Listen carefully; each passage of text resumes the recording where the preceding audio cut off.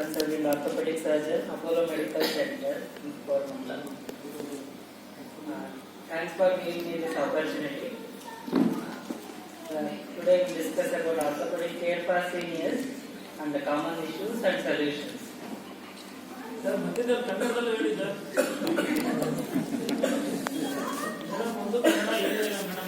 ಹೇಳಿದ್ದೀನಿ ಅದೇ ಆರ್ಥೋಪೆಡಿಕ್ಸ್ ಅಂದ್ರೆ ಬೋನ್ಸ್ ಮತ್ತೆ ಜಾಯಿಂಟ್ಸ್ ಇರುತ್ತಲ್ಲ, ವಯಸ್ಸಾದ ಮೇಲೆ ಯಾವ ಪ್ರಾಬ್ಲಮ್ಸ್ ಬರುತ್ತೆ, ಯಾವ ತರ ಕೇರ್ ತಗೋಬೇಕು ಸೀನಿಯರ್ ಸಿಟಿಸನ್ಸ್, ಮತ್ತೆ ಅದಕ್ಕೆಲ್ಲ ಸೊಲ್ಯೂಷನ್ಸ್ ಏನೇನಿದೆ, ಪ್ರಾಬ್ಲಮ್ಸ್ ಬಂದ್ರೆ ಯಾವ ತರ ಟ್ರೀಟ್ಮೆಂಟ್ ಇರುತ್ತೆ ನಮ್ಮ ಆರ್ಥೋಪೆಡಿಕ್ ಕೇರ್ ಕಡೆ ಎಲ್ಲ ಡಿಸ್ಕಸ್ ಮಾಡೋಣ.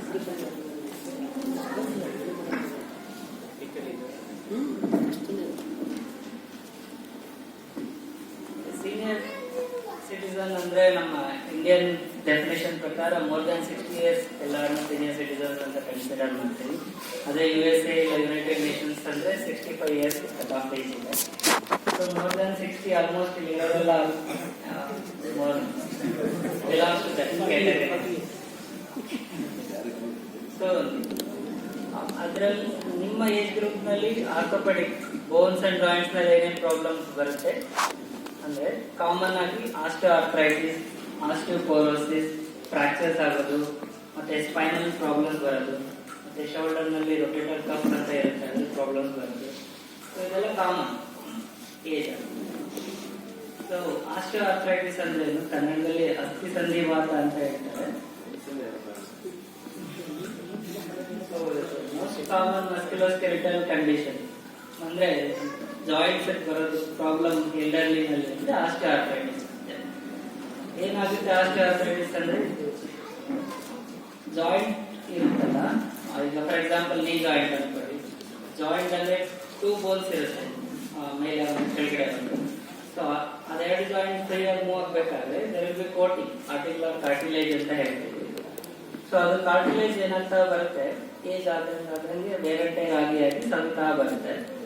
ಸೊ ಬೋನ್ ಜಾಯಿಂಟ್ ಸರ್ಫೇಸ್ ಅಲ್ಲಿ ಪ್ರೊಟೆಕ್ಷನ್ ಏನಾಗುತ್ತೆ, ಸವಿತಾ ಬರೋದ್ರಿಂದ ಬೋನ್ ಟು ಬೋನ್ ಟಚ್ ಆಗುತ್ತೆ, ಪೈನ್ ಜಾಸ್ತಿ ಆಗಿದೆ.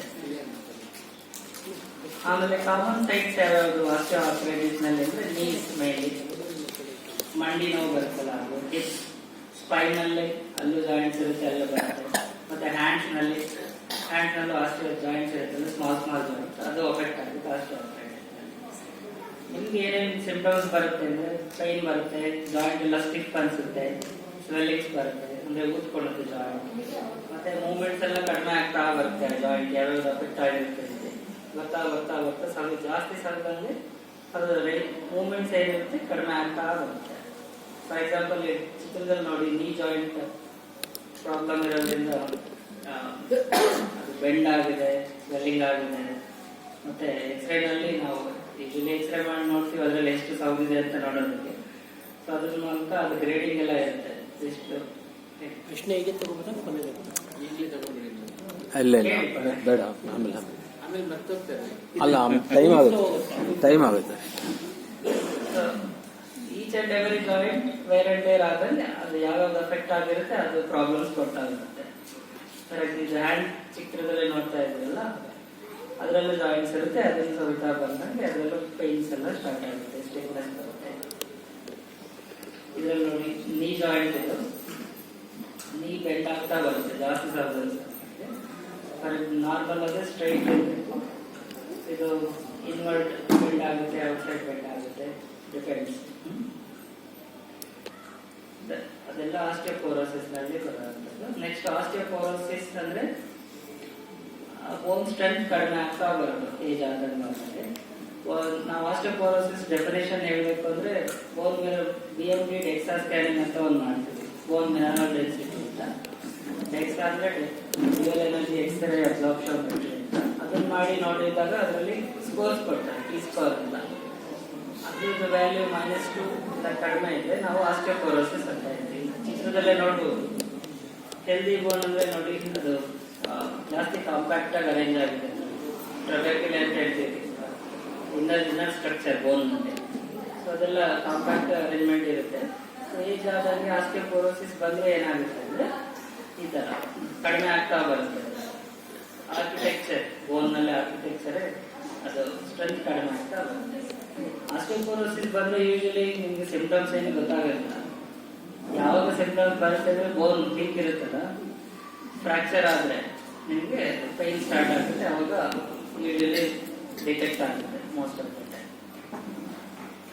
ಫ್ರಾಕ್ಚರ್ಸ್ ಯಾವಾಗ ಆಗುತ್ತೆ ಅಂದ್ರೆ ಈಗ usually what happens elderly people ಅಂದ್ರೆ already bone will be weaker, ಮತ್ತೆ ಎಲ್ಲ ಟಿಶ್ಯೂಸ್ ಏನಾಗಿರುತ್ತೆ ಅಂದ್ರೆ ಸ್ಟಿಫ್ ಇರುತ್ತೆ ಬಾಡಿ ಟಿಶ್ಯೂಸ್. ಸಿಂಪಲ್ ಫಾಲ್ ಆದ್ರೂ ಆಯ್ತು. ಇವನ್ ಬಾತ್ರೂಮ್ ನ ಸ್ವಲ್ಪ ಸ್ಟಿಫ್ ಆಗೋದು, ಈಗ ಸ್ಟೆಪ್ಸ್ ಎತ್ತಿ ಇಳಿತಾ ಇರ್ತೀರಾ, ಒಂದು ಸ್ಟೆಪ್ ಮಿಸ್ ಆಗಿ ಕಾಲಿಟ್ಟು ಫ್ರಾಕ್ಚರ್ ಆಗೋ ಚಾನ್ಸಸ್ ಇರುತ್ತೆ. ಮತ್ತೆ ಬೀಳ್ಬೇಕಾದ್ರೆ ಐದಾರು ನೀವು ಕೊಡ್ತೀರಾ ಬೀಳ್ಬೇಕಾದ್ರೆ ಇಂಪ್ಯಾಕ್ಟ್, ಇಲ್ಲಾಂದ್ರೆ ಕೈ ಕೊಟ್ಟಿರ್ತೀರಾ. ಆಮೇಲೆ ಈಗ ಡೈರೆಕ್ಟ್ ಆಗಿದ್ರೆ ಇಲ್ಲಿ ಸ್ಪೈನ್ ಇಲ್ಲ ಜಾಸ್ತಿ ಬರ್ತಿದ್ರೆ ಸ್ಪೈನ್ ಫ್ರಾಕ್ಚರ್ಸ್ ಎಲ್ಲ ಆಗುತ್ತೆ. 1 in 3 people, 3 ಜನದಲ್ಲಿ ಒಬ್ರು ಅದ್ರಲ್ಲಿ ಯಾರಾದ್ರೂ 65 years ಏಜ್ ಇರುತ್ತಲ್ಲ ಅದು ಫಾಲ್ ಇದ್ದೇ ಇರುತ್ತೆ. ಇನ್ನು ಮೋಸ್ಟ್ ಕಾಮನ್ ಎಲ್ಡರ್ಲಿನಲ್ಲಿ. ಏನಕ್ಕಾಗುತ್ತೆ ಅಂದ್ರೆ ಮೆಡಿಕಲ್ ಕಂಡೀಷನ್ಸ್ ಇರುತ್ತೆ, ಒಂದು ವೀಕ್ ಆಗಿರುತ್ತೆ, ಮತ್ತೆ ನ್ಯೂರೋಲಾಜಿಕ್ ಕಂಡೀಷನ್ಸ್ ಎಲ್ಲ ಇರುತ್ತೆ. Only because of orthopedic problems they will be having multiple other comorbidities ಅಂತ ಹೇಳ್ತೀವಿ. ಏನಂದ್ರೆ ಬ್ಯಾಲೆನ್ಸ್ ಸಿಗೋದಿಲ್ಲ ನಡಿಬೇಕಾದ್ರೆ, ಬೋನ್ಸ್ ಎಲ್ಲ ವೀಕ್ ಇರುತ್ತೆ. ಸೊ ಎಲ್ಲೆಲ್ಲಿ ಕಾಮನ್ ಆಗಿ ಫ್ರಾಕ್ಚರ್ಸ್ ಆಗುತ್ತೆ ಅಂದ್ರೆ ಸ್ಪೈನ್ ನಲ್ಲಿ, ಮತ್ತೆ ಹಿಪ್ ರಿಸ್ಟ್ ಫ್ರಾಕ್ಚರ್ಸ್. ಇಲ್ಲಿ ಡಯಾಗ್ರಾಮ್ ನೋಡಬಹುದು, spine, hip and wrist. So complications ಏನು ಅಂದ್ರೆ ಈಗ ಫ್ರಾಕ್ಚರ್ಸ್ ಆದ್ರೆ ಸ್ಪೈನ್ ಮತ್ತೆ ಹಿಪ್ ನಲ್ಲಿ ಬೆಡ್ ಬೌಂಡ್ ಬೆಡ್ ರೆಸ್ಟ್ ತುಂಬಾ ಬೇಕಾಗುತ್ತೆ without treatment. If you are not getting treated properly ಅಂದ್ರೆ ತುಂಬಾ ಬೆಡ್ ರೆಸ್ಟ್ ಆಗುತ್ತೆ. ಅಂದ್ರೆ ಆಲ್ರೆಡಿ ಮೆಡಿಕಲ್ ಪ್ರಾಬ್ಲಮ್ಸ್ ತುಂಬಾ ಜಾಸ್ತಿ ಇರೋ ಎಲ್ಡರ್ಲಿ ಪೀಪಲ್ ಜಾಸ್ತಿ ದಿನ ಮಲಗಿಸುತ್ತೆ. ಸೊ ಅವ್ರಿಗೆ ಜಾಸ್ತಿ ಪ್ರಾಬ್ಲಮ್ ಸ್ಟಾರ್ಟ್ ಆಗುತ್ತೆ. ಶುಗರ್ ಜಾಸ್ತಿ ಆಗೋದು, BP ಜಾಸ್ತಿ ಆಗುತ್ತೆ, ಬ್ಲಡ್ ಸೋರ್ಸ್ ಬರೋದು, ಇರೋ ಬೋನ್ಸ್ ಇನ್ನೂ ವೀಕ್ ಆಗ್ತಾ ಆಗುತ್ತೆ, ಮದರ್ ಸ್ಟ್ರೆಂತ್ ಎಲ್ಲ ಕಡಿಮೆ ಆಗುತ್ತೆ. ಸೊ ಫ್ರಾಕ್ಚರ್ಸ್ ಆದ್ರೆ ಬೇಗ ಟ್ರೀಟ್ಮೆಂಟ್ ತಗೋಬೇಕು. ನಮ್ದು ಫ್ರಾಕ್ಚರ್ ಟ್ರೀಟ್ಮೆಂಟ್ ಏನ್ ನಮ್ದು ಮೇನ್ ಥೀಮ್ ಅಂದ್ರೆ ಆದಷ್ಟು ಪೇಷಂಟ್ ನ ಮೊಬಿಲೈಸ್ ಮಾಡಬೇಕು, ಬೆಡ್ ಇಂದ ಈಚೆ ತರಬೇಕು, ವಾಕ್ ಮಾಡಿಸ್ಬೇಕು. ಸೊ ಅದು ನಮ್ದು ಏಮ್ ಆಗಿರುತ್ತೆ. ಅದಕ್ಕೆ ಹಾಸ್ಪಿಟಲ್ ಕನ್ಸಲ್ಟ್ ಮಾಡಿ ಡಾಕ್ಟರ್ಸ್ ಹತ್ರ ಬಂದ್ರೆ ಬೇಗ ಎವ್ಯಾಲ್ಯೂಯೇಟ್ ಆಗಿ ಫ್ರಾಕ್ಚರ್ಸ್ ಏನೇ ಇದೆ ಅದೆಲ್ಲ ಬೇಗ ಡಿಟೆಕ್ಟ್ ಆಗುತ್ತೆ. ಅದೇ ಹೇಳಿದ್ನಲ್ಲ, ಫ್ರಾಕ್ಚರ್ ಏನು ಜಾಸ್ತಿ ಜೋರಾಗಿ ಬೀಳ್ಬೇಕು ಅಂತ ಏನಿಲ್ಲ, ಆಕ್ಸಿಡೆಂಟ್ ಆಗ್ಬೇಕು ಅಂತ ಏನಿಲ್ಲ. ಈ ಜಾಗ ಸ್ವಲ್ಪ ಸ್ಲಿಪ್ ಆಗಿ ಒನ್ ಸ್ಟೆಪ್ ಮಿಸ್ ಆದ್ರೂ ಫ್ರಾಕ್ಚರ್ ಆಗ್ತದೆ. ರಿಸ್ಟ್ನಲ್ಲಿ ಆದ್ರೆ ಈ ತರ ಡಿಫಾರ್ಮಿಟಿ ಹ್ಯಾಂಡ್ ಮತ್ತೆ ಫ್ರಾಕ್ಚರ್ ಸ್ಪೈನಲ್ ನಲ್ಲಿ ಏನೇನು ಪ್ರಾಬ್ಲಮ್ ಬರುತ್ತೆ ಅಂದ್ರೆ ಏಜ್ ಆದಂಗೆ ಇದು ನರ್ವ್ಸ್ ಬರ್ತದೆ, ಸ್ಪೈನಲ್ ಕಾರ್ಡ್ ಅಂತ ಹೇಳ್ತೀವಿ. ಸ್ಪೈನ್ ನಲ್ಲಿ ಡಿಜನರೇಟಿವ್ ಚೇಂಜಸ್ ಅಂತ ಹೇಳ್ತೀವಿ. ಸೊ ಅದರಿಂದ ನರ್ವ್ ಬರೋ ಜಾಗ ಕಡಿಮೆ ಆಗ್ತಾ ಬರುತ್ತೆ. ಜಾಗ ಕಡಿಮೆ ಆಗ್ತಾ ಇರೋದ್ರಿಂದ ಏನಾಗುತ್ತೆ, ನರ್ವ್ಸ್ಗೆ ಪ್ರೆಷರ್ ಬರ್ತಾ ಬರುತ್ತೆ. ನರ್ವ್ಸ್ ಪ್ರೆಷರ್ ಬಂದಾಗ ಏನಾಗುತ್ತೆ, ಹ್ಯಾಂಡ್ಸ್ ಲೆಗ್ಸ್ ಅಲ್ಲೆಲ್ಲ ವೀಕ್ನೆಸ್ ಬರುತ್ತೆ, ಕಾಲಲ್ಲೆಲ್ಲ ಪೈನ್ ಬರುತ್ತೆ, ಜಾಸ್ತಿ ದೂರ ನಡೆಯಕ್ಕಾಗುತ್ತೆ, ಮತ್ತೆ ಬೆನ್ನೆಲ್ಲ ಬಾಗುತ್ತೆ. ಸೊ ಈ ತರ ಪ್ರಾಬ್ಲಮ್ಸ್ ಬರುತ್ತೆ. ಮತ್ತೆ ರೊಟೇಟರ್ ಕಫ್ ಪ್ರಾಬ್ಲಮ್ಸ್ ಅಂತ ಶೋಲ್ಡರ್ ಪೇನ್ಸ್ ಯೂಶಲಿ ಎಲ್ಲ ಕಾಮನ್ ಇರುತ್ತೆ. ಅಲ್ಲಿ ಏನಕ್ಕೆ ಬರುತ್ತೆ ಅಂದ್ರೆ ಇದು ಮಸಲ್ಸ್ ಇರುತ್ತೆ ಶೋಲ್ಡರ್ ನಲ್ಲಿ. ಈ ಮೂವ್ಮೆಂಟ್ಸ್ ಎಲ್ಲ ಈಸಿಯಾಗಿ ಆಗಬೇಕು ಅಂದ್ರೆ ಫ್ರಂಟ್ ಇಂದ ಸೈಡ್ ಇಂದ ಮಸಲ್ಸ್ ಬಂದು ಅಟ್ಯಾಚ್ ಆಗಿರುತ್ತೆ. ಸೊ ಅದೆಲ್ಲ ರಿಪೀಟೆಡ್ ಯೂಸ್ ಆಗಿರುತ್ತಲ್ಲ ಇಷ್ಟು ವರ್ಷದಿಂದ. ಮತ್ತೆ ಅದನ್ನು ಏಜಿಂಗ್ ಪ್ರೋಸೆಸ್ ಇರುತ್ತೆ, ಮಸಲ್ ಟೆಂಡನ್ಸ್ ಅದು ಟೇರ್ ಆಗ್ತಾ ಆಗುತ್ತೆ, ಸಣ್ಣ ಸಣ್ಣ ಟೇರ್ಸ್ ಎಲ್ಲ ಅಕ್ಯುಮುಲೇಟ್ ಆಗುತ್ತೆ.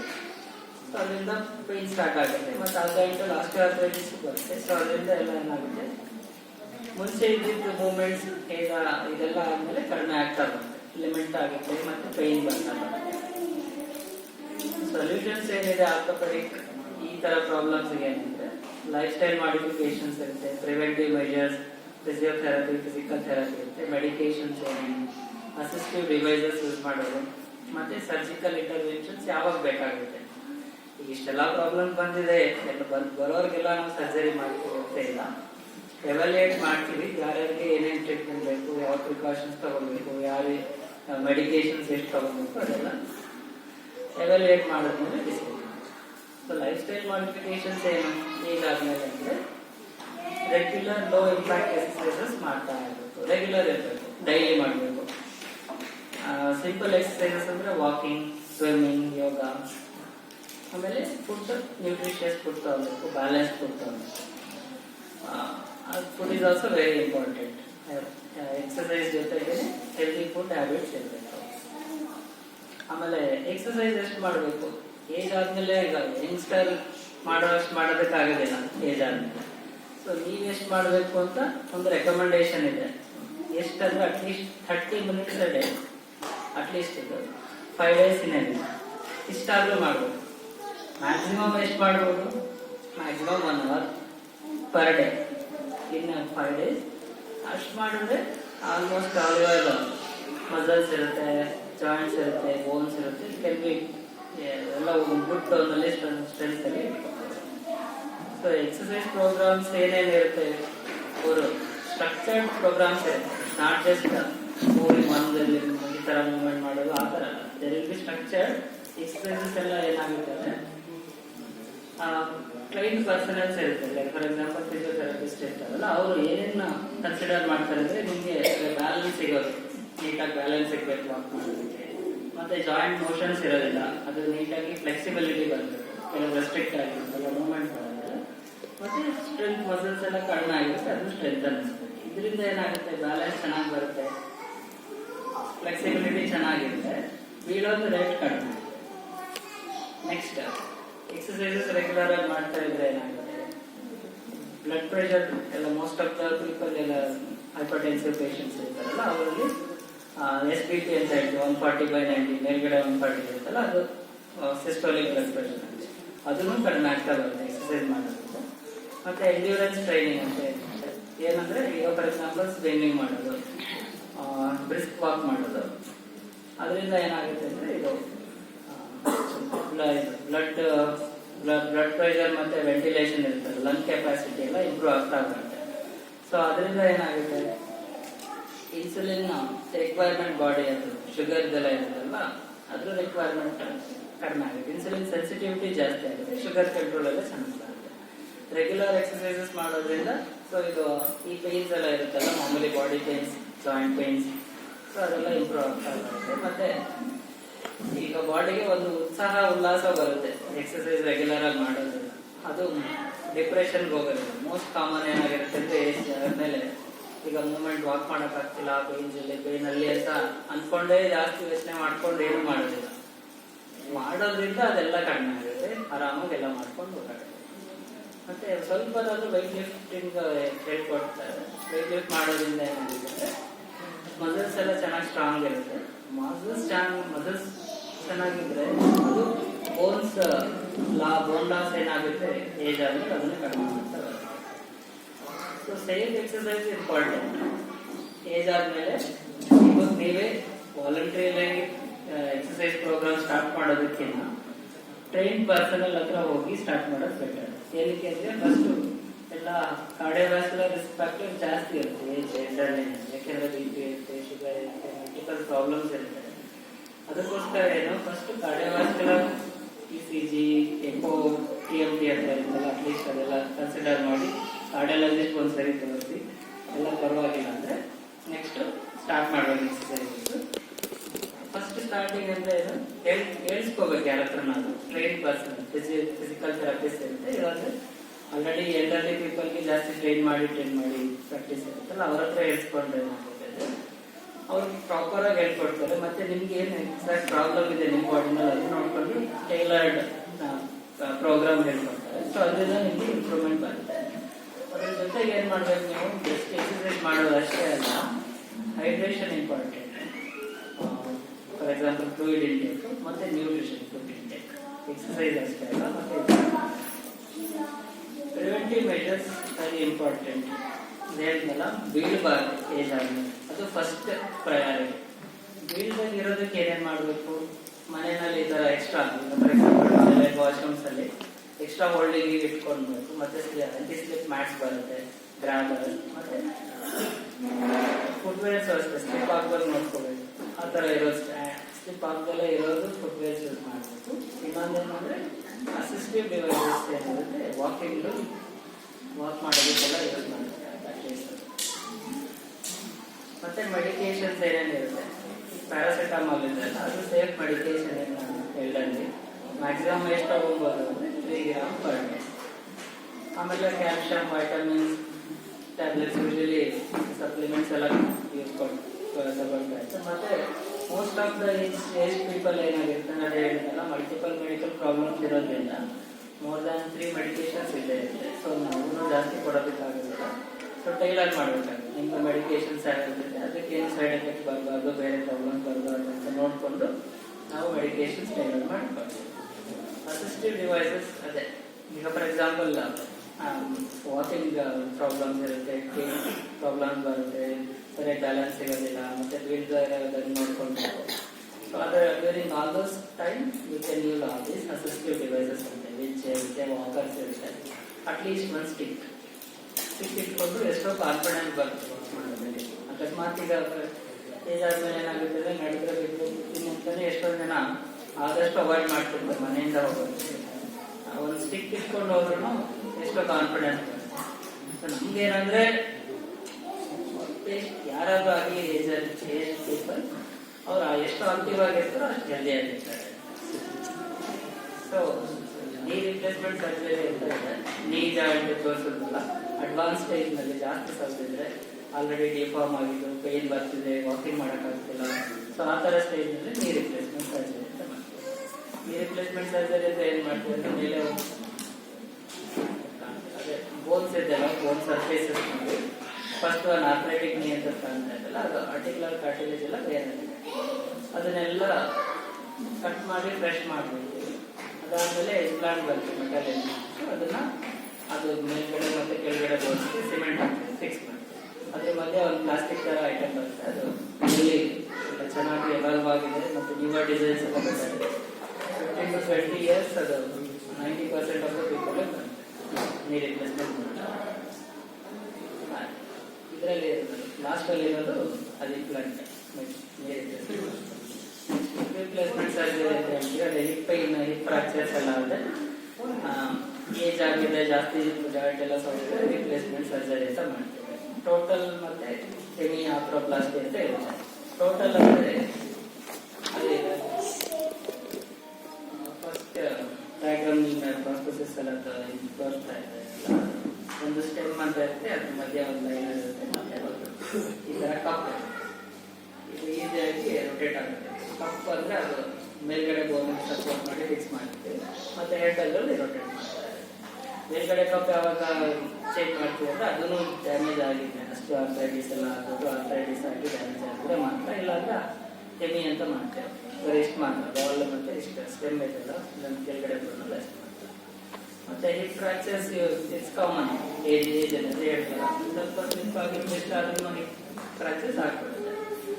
ಅದಕ್ಕೆ ತುಂಬಾ ಮೆಡಿಕಲ್ ಪ್ರಾಬ್ಲಮ್ಸ್ ಇತ್ತು, ಸರ್ಜರಿ ಮಾಡೋದಕ್ಕೆ ಫಿಟ್ಟೇ ಇಲ್ಲ ಅಂದ್ರೆ ಈ ತರ ಮಾಡಿ ಬೆಡ್ ರೆಸ್ಟ್ ಸ್ಕಿನ್ ಫ್ರಾಕ್ಷನ್ ಆಗಿ ಆಗ್ತದೆ. ಫಸ್ಟ್ ವೆಯ್ಟ್ ಹಾಕಿ ಅದು ವೆಯ್ಟ್ ಹಾಕಿದ್ರೆ ಅದೇ ಹೇಳ್ತಾರೆ ತುಂಬಾ ಅನ್ಫಿಟ್ ಅಂದ್ರೆ ಮಾತ್ರ. Usually won't suggest to those patient always surgery indicated. ಸರ್ಜರಿನಲ್ಲಿ ಆಪ್ಷನ್ಸ್ ಏನಿರುತ್ತೆ ಅಂದ್ರೆ ರಾಡ್ ಹಾಕಿ ಫಿಕ್ಸ್ ಮಾಡೋದು, ವೈರ್ ಬರುತ್ತೆ, ಮತ್ತೆ ರಿಪ್ಲೇಸ್ಮೆಂಟ್ ಸರ್ಜರಿ. ಬೀಳ್ಬೇಕಾದ್ರೆ ಕೈ ಹೋದ್ರೆ ಡಿಸ್ಟಲ್ ರೇಡಿಯಸ್ ಫ್ರಾಕ್ಚರ್ ಅಂತ ಅದಕ್ಕೆ ಲಿಮಿಟೆಡ್ ಫ್ರಾಕ್ಚರ್ ಡಿಸ್ಪ್ಲೇಸ್ ಆಗಿಲ್ಲ ಜಾಸ್ತಿ, ಅದೇ ಪೊಸಿಷನ್ ಇದೆ ಪ್ರಾಪರ್ ಆಗಿದೆ ಅಂದ್ರೆ, ಇಲ್ಲ ನಾವೇ ಹೇಳ್ಬಿಟ್ಟು ಸ್ವಲ್ಪ ಪ್ಲಾಸ್ಟರ್ ಆಗ್ತೀವಿ. ಇಲ್ಲ ತುಂಬಾ ಜಾಸ್ತಿ ಡಿಸ್ಪ್ಲೇಸ್ ಆಗಿದೆ ಮತ್ತೆ ಜಾಯಿಂಟ್ ಸರ್ಫೇಸಸ್ ಎಲ್ಲ ಡ್ಯಾಮೇಜ್ ಆಗಿದೆ, ಪ್ಲೇಟ್ ಸ್ಕ್ರೂ ಆಗ್ಬೇಕು ಫಿಕ್ಸ್ ಮಾಡ್ತೇವೆ. ನೆಕ್ಸ್ಟ್ ಸ್ಪೈನ್ ಫ್ರಾಕ್ಚರ್ಸ್ ಏನಾದರೂ ಆದರೆ ಮಿನಿಮಲ್ ಇಂಜುರೀಸ್ ಆ ಥರ ಇದ್ದರೆ ಈ ಥರ ಬ್ರೇಸ್ ಮಾಡ್ತಾರೆ. ಅದನ್ನು ಅಟ್ಲೀಸ್ಟ್ ಒಂದು 3 to 4 weeks ಆದರೂ ಯೂಸ್ ಮಾಡ್ತಾರೆ. ಏಕೆಂದರೆ ಎಲ್ಲ ಫ್ರಾಕ್ಚರ್ಸ್ ಹೀಲ್ ಆಗೋದು ತುಂಬ slow, usually it is slow. ಮತ್ತು ಏಜ್ ಆದಮೇಲೆ ಅದಿನ್ನೂ ಸ್ಲೋ ಪ್ರೋಸೆಸ್. ಆಮೇಲೆ ಮಿನಿಮಲ್ ಇನ್ವೇಸಿವ್ ಮೈಕ್ರೋ ಸರ್ಜರೀಸ್ ಎಲ್ಲ ಬರುತ್ತೆ ಸ್ಪೈನ್ ಸರ್ಜರೀಸ್ನಲ್ಲಿ. ಮೈಕ್ರೋಸ್ಕೋಪ್ ಯೂಸ್ ಮಾಡಿಕೊಂಡು ಇದು ನೋಡಿ ಡಯಾಗ್ರಾಮ್ಸ್ ಆಗ್ತಿದೆ, ಅದು ಮೈಕ್ರೋಸ್ಕೋಪಿಕ್ ಡಿಕಂಪ್ರೆಷನ್ ಬರುತ್ತೆ. ಅದಾದಮೇಲೆ ಇದು ಫಿಕ್ಸೇಷನ್ಸ್ ಎಲ್ಲ ಬರುತ್ತೆ. ಆ ಸ್ಪೈನ್ಗೆ ಸ್ಕ್ರೂ ಮತ್ತೆ ಫಿಕ್ಸೇಷನ್ಸ್. ಮತ್ತೆ minimal invasive surgeries, spine fractures ಆದರೆ ನಾಟ್ ಫಿಟ್, ಮಿನಿಮಲ್ ಇನ್ವೇಸಿವ್ ಆದರೆ ಒಂದು ಬೋನ್ ಫ್ರಾಕ್ಚರ್ ಆಗಿರ್ತಲ್ಲ ಅಲ್ಲಿಗೆ ಒಂದು ನೀಡಲ್ಸ್ ಬರುತ್ತೆ. ನೀಡಲ್ಸ್ ಇನ್ಸರ್ಟ್ ಮಾಡಿಬಿಟ್ಟು under C arm guidance will put bone cement in that. ಅವಾಗ ಅದು ಸ್ಟ್ರೆಂತ್ ಬರುತ್ತೆ ಆ ಬೋನ್ಗೆ, ಮತ್ತೆ ಪೇನ್ ಕಡಿಮೆ ಆಗುತ್ತೆ. We can mobilise the patient fast. So ಅದು ಮತ್ತೆ ಇದು ಕೆಳಗಡೆ ಇರೋದೇನಂದ್ರೆ ಸ್ಕ್ರೂಸ್ನು ಅಷ್ಟೇ. ಫಸ್ಟ್ ಸ್ಕ್ರೂ ಅಂತ ಹೇಳ್ತಾರೆ. Just will not open everything. ಸ್ವಲ್ಪ ಸ್ಕ್ರೂ ಹೋಗೋದಕ್ಕಷ್ಟೇ ಮಾತ್ರ ಜಾಗ ಓಪನ್ ಮಾಡ್ಕೊಳ್ತೀವಿ. ಅದು ಮಷಿನ್ಸ್ ಬರುತ್ತೆ, ಸಿಯಾಮ್ ಮಷಿನ್ಸ್ ಅಂತ ಹೇಳ್ತೀವಿ, ಬೋಟಿನಲ್ಲಿ ಇಟ್ಟಿರ್ತೀವಿ. ಅದನ್ನ ಎಕ್ಸ್ಟ್ರಾ ಮಷಿನ್ ಅಲ್ಲಿ ನೋಡ್ಕೊಂಡು ಸ್ಕ್ರೂ ಟ್ರೆಜೆಕ್ಟರಿ ಎಲ್ಲ ನೋಡಿ ಸ್ಕ್ರೂ ಪೆಡಿಕಲ್ಸ್ ಅಲ್ಲಿ ಬೋನ್ಸ್ ಫೈನ್ ಬೋನ್ಸ್ ಅದಕ್ಕೆ ಇನ್ಸರ್ಟ್ ಮಾಡ್ತೀವಿ. ಮತ್ತೆ ರಾಡನ್ನು ಅಷ್ಟೇ ಅದನ್ನು ಓಪನ್ ಮಾಡ್ತೀವಿ, ಸ್ಮಾಲ್ ಹೋಲ್ನಲ್ಲೇ ಮಾಡಿ ಫಿಕ್ಸ್ ಮಾಡ್ತೀವಿ. ಇದೆಲ್ಲ ನ್ಯೂವರ್ ಅಡ್ವಾನ್ಸಸ್ ಇನ್ ಸ್ಪೈನ್ ಸರ್ಜರಿ. ಮತ್ತೆ ಶೋಲ್ಡರ್ ಪ್ರಾಬ್ಲಮ್ಸ್ ಬಂದ್ರೆ ಮುಂಚೆ ಎಲ್ಲ ಏನ್ ಮಾಡ್ತಿದ್ರು, ಕಪ್ ಇಂಜುರೀಸ್ಗೆಲ್ಲ ಓಪನ್ ಮಾಡಿ ಸ್ಟಿಚ್ ಮಾಡ್ತಾ ಇದ್ರು. ಇವಾಗ ಏನ್ ಮಾಡ್ತೀವಿ ನಾವು ಅಂದ್ರೆ ಆರ್ಥ್ರೋಸ್ಕೋಪಿ ಸರ್ಜರಿ ಅಂತ ಮಾಡ್ತೇವೆ. ಮುಂದೆ ಒಂದು ಸಣ್ಣ ಹೋಲ್ ಮಾಡ್ತೀವಿ, ಮುಂದೆ ಒಂದು ಸಣ್ಣ ಹೋಲ್ ಮಾಡ್ತೀವಿ, ಕ್ಯಾಮ್ರಾಸ್ ಇನ್ಸರ್ಟ್ ಮಾಡ್ತೀವಿ. ಕ್ಯಾಮ್ರಾದಿಂದ ಟಿವಿನಲ್ಲೆಲ್ಲ ಕಾಣ್ತಾ ಇರುತ್ತೆ ಎಲ್ಲಿ ಇಂಜುರಿ ಆಗಿದೆ, ಎಷ್ಟಾಗಿದೆ ಅಂತ ಅದನ್ನ ನೋಡ್ಕೊಂಡು ಸ್ಟಿಚ್ ಮಾಡಿ ಆಂಕರ್ಸ್ ಅಂತ ಬರುತ್ತೆ, ನ್ಯೂವರ್ ಆಂಕರ್ಸ್ ಅವೆಲ್ಲ ಬರುತ್ತೆ, ಬೋನ್ಗೆ ಫಿಕ್ಸ್ ಮಾಡ್ತೀವಿ. ಸೊ ಅದರಿಂದ ಏನಾಗುತ್ತೆ, next day physiotherapy exercise start.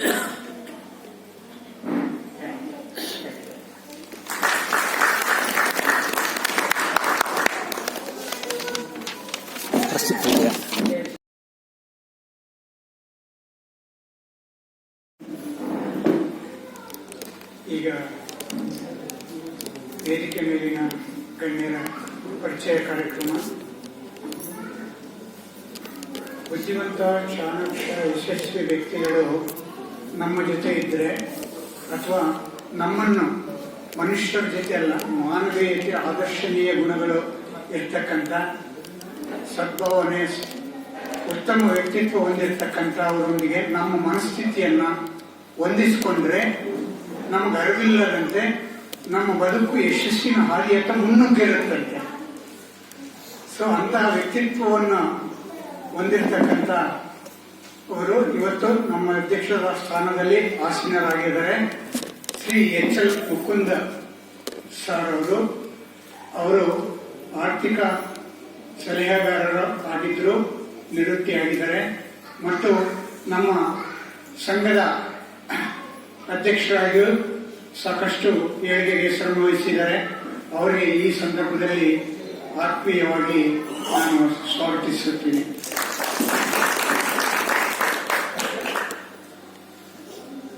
ಈ ಶ್ರುತಿಲಯ ಸಂಪನ್ನವಾಗಿತ್ತು ಅಂದ್ರೆ ಶ್ರೋತೃಗಳು ಜಾಸ್ತಿ ಸೇರ್ತಾರಂತೆ. ಅಂದ್ರೆ ಸಭೆ ಸಂಪನ್ನತೆಯಾಗೆ ಶ್ರುತಿಲಯ ಸಂಪನ್ನತೆ ಅಷ್ಟೇ ಮುಖ್ಯವಾಗಿರುತ್ತೆ.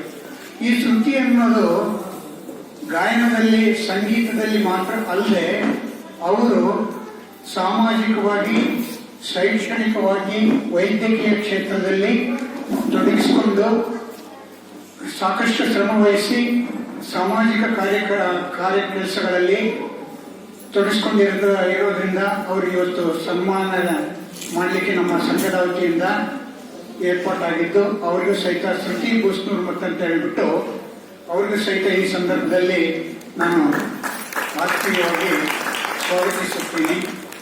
ಅದು ನಮ್ಮ ಇನ್ನೊಬ್ಬರ ಕಣ್ಣಲ್ಲಿ ಗ್ರೇಟ್ ಅನ್ನಿಸ್ಕೊಂಡು ಬಾಳೋದಕ್ಕಿಂತ ನೆಮ್ಮದಿಯಾಗಿರೋದೇ ನನಗೆ ಇಷ್ಟ ಅಂತಕ್ಕಂಥದ್ದು ಅವರು ಪತ್ನಿಯವರ ವ್ಯಕ್ತಿತ್ವ. ಬಸವರಾಜ್ ಬೂಸ್ನೂರ್ ಅಂತ ಅವರು ಇಲ್ಲೇ ಇದ್ದಾರೆ. ಅವರು ನಿವೃತ್ತಿ ಲೆಕ್ಕಾಧಿಕಾರಿಗಳು ಎಸ್ಕಾಂನಲ್ಲಿ ಆಗಿದ್ರು. ಅವರ ಪತ್ನಿನೂ ಹೌದವರು, ಶ್ರುತಿ ಬೂಸ್ನೂರ್ ಅಂತ ಹೇಳ್ಬಿಟ್ಟು. ಮತ್ತು ಈ ಗುಡುಗುವಿಕೆಕ್ಕಿಂತ ಈ ಇಬ್ಬನಿಯಲ್ಲಿ ಅರಳಿದಂತ ಹೂವು ಎಷ್ಟು ಸೌಮ್ಯವಾಗಿರುತ್ತೋ ಆ ರೀತಿ ಸೌಮ್ಯ ವ್ಯಕ್ತಿತ್ವವನ್ನು ಹೊಂದಿರತಕ್ಕಂಥ ನಮ್ಮ ಡಾಕ್ಟರ್ ಸೌಮ್ಯ ಅನ್ನುವಂಥವರು, ಅವರು ಹುಟ್ಟಿನಿಂದ ಅಂದ್ರೆ ನಾವು ಸೋತಾಗ ಮಾತ್ರವಲ್ಲ, ಗೆದ್ದಾಗ ಸಹಿತ ಕಾಣದ ಶಕ್ತಿಗೆ ಥ್ಯಾಂಕ್ಸ್ ಹೇಳುವ ಮೂಲಕ ನಮ್ಮ ಅಹಮ್ಮಂದು ಕೊಬ್ಬನ್ನ ಕರಗಿಸುವ ಇಚ್ಛಾಶಕ್ತಿ ಇದ್ದಾಗ ಮಾತ್ರ ನಮ್ಮ ಬದುಕಿನ ಏರಿಳಿತಾಗೆ ಕಡಿವಾಣ ಸಿಗಲು ಸಾಧ್ಯ ಅಂತ ಹೇಳ್ತಾರೆ ನಮ್ಮ DVG ಅವರು. ಸೊ ಅಂತ ವ್ಯಕ್ತಿತ್ವವನ್ನು ಅಳವಡಿಸಿಕೊಂಡಿರ್ತಕ್ಕಂಥವರು ನಮ್ಮ ಡಾಕ್ಟರ್ ಸೌಮ್ಯ ಬೂಸ್ನೂರ್ ಅವರು. ಅವರು ಕ್ಯಾನ್ಸರ್ ಕುರಿತಾಗಿ ಅವರು ಇವತ್ತು ಮಂಡಿಸಿದ್ದಾರೆ. ಅವರಿಗೂ ಸಹಿತ ಈ ಸಂದರ್ಭದಲ್ಲಿ ತಮ್ಮೆಲ್ಲರ ಪರವಾಗಿ ಆತ್ಮೀಯವಾಗಿ ಸ್ವಾಗತ ಬಯಸುತ್ತೀನಿ. ಹಾಗೂ ಮತ್ತೊಬ್ಬ ಡಾಕ್ಟರ್ ಪ್ರಮೋದ್ ಅವರು, ಇವರು ನಮ್ಮ ತುಮಕೂರು ಜಿಲ್ಲೆಯ ನಿಟ್ಟೂರು ನಿವಾಸಿ ಆಗಿರ್ತಕ್ಕಂಥ ಶ್ರೀ ಕುಮಾರಸ್ವಾಮಿ ಮತ್ತು ಶ್ರೀಮತಿ ಬ್ರಹ್ಮರಾಂಬ ದಂಪತಿಯ ಪುತ್ರರಾಗಿರ್ತಕ್ಕಂಥ doctor Shri N K Pramod ಅವರು ಪ್ರಮೋಷನಲ್ ಸ್ಪೀಚ್, ಅಂದ್ರೆ ನಾವು ಸೀನಿಯರ್ಸ್ ಆಗಿದ್ದಾಗೂ ಸದೃಢವಾಗಿ ನಾವು ಇರ್ತಕ್ಕಂಥ ಯಾವ ರೀತಿ ಇರಬೇಕು ಅನ್ನೋದನ್ನ ಮಂಡಿಸಿದ್ದಾರೆ ಅವರು. ಅವರಿಗೆ ಸಹಿತ ಈ ಸಂದರ್ಭದಲ್ಲಿ ಗೌರವಪೂರ್ವಕವಾಗಿ ಸ್ವಾಗತ ಬಯಸ್ತೀನಿ. ಹಾಗೂ ಇವತ್ತಿನ ದಿವಸ ಭರತನಾಟ್ಯ ಕಾರ್ಯಕ್ರಮ ಆಯೋಜಿಸಿದ್ದು, ಭರತನಾಟ್ಯ ಕಾರ್ಯಕ್ರಮಕ್ಕೆ ನಮ್ಮ ವಿದ್ಯಾಶ್ರೀ ಅವರು, ನಮ್ಮ ವಿಜೇಂದ್ರ ಭಾಸ್ಕರ್ ರಾವ್ ಅಂತ ಹೇಳ್ಬಿಟ್ಟು ನಮ್ಮ ಆಪ್ತ ಸ್ನೇಹಿತರು, ಅವರು ಮಗಳಾದ, ಅವರು ಲೆಕ್ಕಾಧಿಕಾರಿಯಾಗಿದ್ದರು ನಮ್ಮ ಬೆಳಗಾವಿನಲ್ಲಿ. ಅವರ ಮಗಳಾದ ಶ್ರೀ ವಿದ್ಯಾಶ್ರೀ ಅವರು ಇವತ್ತು ಅವರು ಮತ್ತು ಅವರ ತಂಡದವರು ಭರತನಾಟ್ಯ ಕಾರ್ಯಕ್ರಮ ಏರ್ಪಾಟಾಗಿದೆ. ಅವರು ನೇತೃತ್ವದಲ್ಲಿ ಅವರಿಗೆ ಈ ಸಂದರ್ಭದಲ್ಲಿ ಮನಪೂರ್ವಕವಾಗಿ ಸ್ವಾಗತವನ್ನು ಬಯಸ್ತೀನಿ. ಹಾಗೂ ಈ ಒಂದು ಕಾರ್ಯಕ್ರಮಕ್ಕೆ ಆಗಮಿಸಿರ್ತಕ್ಕಂಥ ಇಂಥ ಒಂದು ಅತ್ಯುತ್ತಮ ಕಾರ್ಯಕ್ರಮಕ್ಕೆ ಮತ್ತೊಬ್ಬ ನಮ್ಮ ನಿವೃತ್ತ ಆರ್ಥಿಕ ಸಲಹೆಗಾರರು ಮತ್ತು ನಮ್ಮ ಸಂಘದ ಅಧ್ಯಕ್ಷರಾಗಿರ್ತಕ್ಕಂಥ ನಮ್ಮ ರಾಮಚಂದ್ರ ರೆಡ್ಡಿ ಸಾಹೇಬರು ಸಹಿತ ಈ ಸಂದರ್ಭದಲ್ಲಿ ಉಪಸ್ಥಿತರಿದ್ದು, ಅವರಿಗೆ ಸಹಿತ ಈ ಸಂದರ್ಭದಲ್ಲಿ ಆತ್ಮೀಯವಾಗಿ ಸ್ವಾಗತ ಬಯಸ್ತೀನಿ. ಹಾಗೂ ಈ ಸಂದರ್ಭದಲ್ಲಿ ನಮ್ಮ ಇನ್ನಿತರ ಅಧಿಕಾರಿಗಳಾಗಿರ್ತಕ್ಕಂಥ ನಮ್ಮ ಸತ್ಯನಾರಾಯಣ ಸಾಹೇಬರು ಮತ್ತು ಕೆಂಪೇಗೌಡರು, ಇವರೆಲ್ಲರೂ ಆಗಮಿಸಿದ್ದು ತುಂಬಾ ಅತೀವ ಸಂತೋಷ ಅನ್ನಿಸ್ತಾ ಇದೆ. ತಮ್ಮೆಲ್ಲರಿಗೂ ಈ ಸಂದರ್ಭದಲ್ಲಿ ನಾನು ಮನಸಾರ ಸ್ವಾಗತ ಬಯಸ್ತೀನಿ. ಮತ್ತು ಇನ್ನ ದಿನವೊಂದು ಕಳೆದಂತೆ ಸನಿಹನಿ ಕಾಲಮಿಗೆ ಅಂತ ಇಂಥ ಅತ್ಯುತ್ತಮ ಕಾರ್ಯಕ್ರಮ ನಮಗೆ ತಿಳಿದು ನಮ್ಮ ಅವಧಿ ಯಾವಾಗಂತ ಯಾವಾಗ ಏನೂ ಗೊತ್ತಿಲ್ಲ. ಆದ್ರೆ ಇಂಥ ಒಂದು ಒಳ್ಳೆಯ ಕಾರ್ಯಕ್ರಮದಲ್ಲಿ ನಮ್ಮನ್ನ ವಹಿಸ್ಕೊಳ್ಳೋದ್ರಿಂದ, ತೊಡಗಿಸ್ಕೊಳ್ಳೋದ್ರಿಂದ ನಮ್ಮ ಅವಧಿಯನ್ನು ಇನ್ನೂ ಹೆಚ್ಚಿಸಬಹುದು. ಕಾಣದ ಶಕ್ತಿದಾಯಕ, ಹೇಳಕ್ಕಾಗೋದಿಲ್ಲ. ಸೊ ಅಂತ ತಾವೆಲ್ಲರೂ ಇಂಥ ಒಂದು ಒಳ್ಳೆಯ ಕಾರ್ಯಕ್ರಮಕ್ಕೆ ತಾವೆಲ್ಲರೂ ಆಗಮಿಸಿದ್ದು, ಉಪಸ್ಥಿತರಿದ್ದು ತಮ್ಮ ಅಮೂಲ್ಯವಾದ ಸಮಯವನ್ನು ವಿನಿಯೋಗ ಮಾಡಿರ್ತಕ್ಕಂಥ ಈ ಒಂದು ಸಂದರ್ಭದಲ್ಲಿ ತಮ್ಮೆಲ್ಲರಿಗೂ ಸಹಿತ ನಾನು ಮನಸಾರ ಶುಭವನ್ನು ಕೋರ್ತೀನಿ. ಸ್ವಾಗತ, ಸುಸ್ವಾಗತ ಸರ್ವರಿಗೂ. ಈಗ ಶ್ರುತಿ ಭೂಸ್ಮಠ್ ಅವರಿಗೆ ಸನ್ಮಾನ ಕಾರ್ಯಕ್ರಮ, ಅವರು ವೇದಿಕೆ ಮುಂಭಾಗದಲ್ಲಿ ಬರಬೇಕು ಅಂತ ನಾನು ಕೇಳ್ಕೊಳ್ತೀನಿ. ಇವರು ಶ್ರುತಿ ಭೂಸ್ಮಠ್ ಅವರು, ನಮ್ಮ ಭೂಸ್ಮಠ್ ಅವರು ಲೆಕ್ಕಾಧಿಕಾರಿಯವರ ಧರ್ಮಪತ್ನಿ. ಇವರು ಗೃಹಿಣಿ ಆಗಿದ್ದು ಸಹಿತ ಅವರು ತಮ್ಮ ಸೇವೆಯನ್ನು ಸಮಾಜದಲ್ಲಿ ಸಾಕಷ್ಟು ತೊಡಗಿಸಿಕೊಂಡಿದ್ದಾರೆ. ಈ ಒಂದು ಗಿಡ ಮರ ನೀಡ್ತಕ್ಕಂಥ ಕಾರ್ಯಕ್ರಮಗಳಾಗಿರ್ಬೋದು, ಅತಿ ಸಿದ್ಧ ಜನಾಂಗದವರಿಗೆ ಅಂದ್ರೆ ರಿಮೋಟ್ ಕಂಟ್ರೋಲ್ನಲ್ಲಿ, ರಿಮೋಟ್ ಪ್ರದೇಶದಲ್ಲಿ ಇರ್ತಕ್ಕಂಥ ಜನಾಂಗದವರಿಗೆ ವೈದ್ಯಕೀಯ ಸೌಲಭ್ಯಗಳನ್ನು ಒದಗಿಸಿಕೊಡಿಸ್ತಕ್ಕಂಥ ಕಾರ್ಯಗಳಲ್ಲಿ, ವೈದ್ಯಕೀಯ ಕ್ಷೇತ್ರದಲ್ಲಿ ಸವಲತ್ತುಗಳನ್ನು ಕೊಡಿಸ್ತಕ್ಕಂಥದ್ದು, ಇಂಥ ಒಂದು ಅನೇಕ ಕಾರ್ಯಕ್ರಮಗಳಲ್ಲಿ ಅವರು ಒಂದು 4 ಮಾತಲ್ಲಿ ಅವರು ಏನೇನು ಕಾರ್ಯಗಳನ್ನು ನಡೆಸಿಕೊಟ್ಟಿದ್ದಾರೆ ಆ ಕುರಿತಾಗಿ ಅವರೇ ಹೇಳಿ ಅವರಿಂದನೇ ಒಂದು 4 ಮಾತು ಹೇಳ್ತಾರೆ. ನೀವು ಹೇಳಿ. ಸೊ ಹಾಗಾಗಿ ಈ ಒಂದು ಸಂಘದಿಂದ ಈ ಸಮಾಜಕ್ಕೆ ಅಂತವರ ಕೊಡುಗೆ ಅಪಾರ. ಸೊ ಅವರು ಅರ್ಹರಾಗಿದ್ದು ಈ ಸನ್ಮಾನಕ್ಕೆ ಈ ಸಂಘದ ವತಿಯಿಂದ ಸನ್ಮಾನ ಮಾಡಬೇಕು ಅಂತ ಹೇಳ್ಬಿಟ್ಟು ನಾನು ಕೇಳ್ಕೊಳ್ತೀನಿ. ನಮ್ಮ ಈ ಕಾರ್ಯಕ್ರಮದ ಅಧ್ಯಕ್ಷರಾಗಿರ್ತಕ್ಕಂಥ ಶ್ರೀ ಎಚ್ ಎಲ್ ಮುಕುಂದ್ ಅವರು ಮತ್ತು ವೇದಿಕೆ ಮೇಲೆ ಇರ್ತಕ್ಕಂಥವರು, ನಮ್ಮ ಆಗಲೇ ಹೇಳಿದ್ನಲ್ಲ ನಮ್ಮ ಇತರ ಅಧಿಕಾರ ಮಿತ್ರರು ರಾಮಚಂದ್ರ ರೆಡ್ಡಿ ಸಾರು, ಸತ್ಯನಾರಾಯಣ ಸಾರು ಮತ್ತು ಕೆಂಪೇಗೌಡ ಸಾರು, ತಾವೆಲ್ಲರೂ ಬಂದು ಈ ಸನ್ಮಾನ ಕಾರ್ಯಕ್ರಮದಲ್ಲಿ